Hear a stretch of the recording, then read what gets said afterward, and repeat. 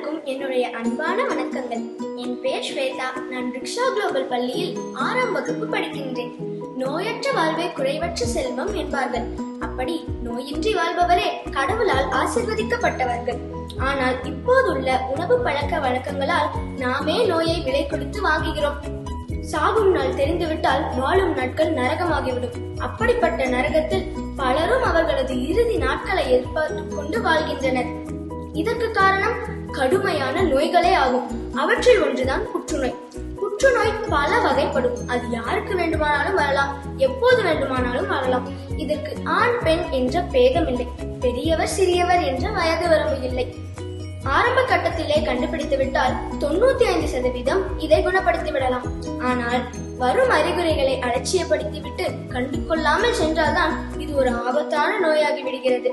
இப்போதுள்ள அறிவியல் வளர்ச்சியில் உண்மையில் இது பயப்பட வேண்டிய நோய் அல்ல, விழிப்புணர்வோடு இருக்க வேண்டிய நோய்.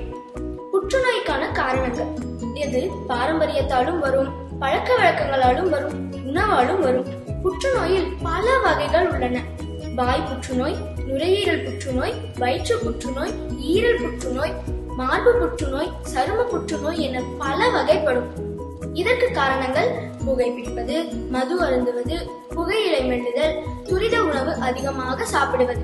இதுவே இதற்கான காரணங்களாகும். ஒரு காலத்தில் புற்றுநோய் ஒரு குணப்படுத்த முடியாத ஒரு உயிர்கொல்லி நோயாக இருந்தது. ஆனால் இப்போது இதற்கு நவீன மருந்துகளும் நவீன சிகிச்சைகளும் வந்துவிட்டன. சரியான நேரத்தில் சரியான சிகிச்சை எடுத்துக்கொண்டால் நாம் சகஜமான வாழ்க்கையை வாழலாம். இதற்கு ஒரு சிறந்த எடுத்துக்காட்டு நமது இந்திய அணி மட்டைப்பந்து வீரர் திரு யுவராஜ் சிங் அவர்கள். இவரும் புற்றுநோயால் பாதிக்கப்பட்டிருந்தார். ஆனால் இவர் சரியான நேரத்தில் சரியான சிகிச்சை எடுத்துக்கொண்டதால் அந்நோயில் இருந்து விடுபட்டார். ஆனால் இந்த நோயால் பாதிக்கப்பட்டவர்கள் அனைவரும் யுவராஜ் சிங் போல் வசதி படைத்தவர்கள் அல்ல. இவர்களுக்கு உதவும் விதமாக எங்கள் ரிக்ஷா குளோபல் பள்ளியில் மார்ச் 2ஆம் தேதி ஞாயிற்றுக்கிழமை அன்று கார்னிவல் என்ற விழாவை களஞ்சியம் என்ற பெயரில் நடத்த இருக்கிறோம்.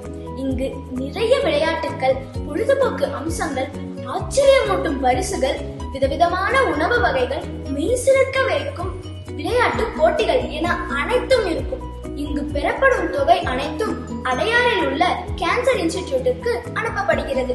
நீங்கள் தருவது ₹1 இருந்தாலும் அந்த புற்றுநோயால் பாதிக்கப்பட்ட அனைவருக்கும் ஒரு மாற்றத்தை ஏற்படுத்தும். எனவே அனைவரும் வந்து இந்த விழாவில் கலந்து கொள்ளுமாறு பணிவுடன் கேட்டுக்கொள்கிறேன். நன்றி.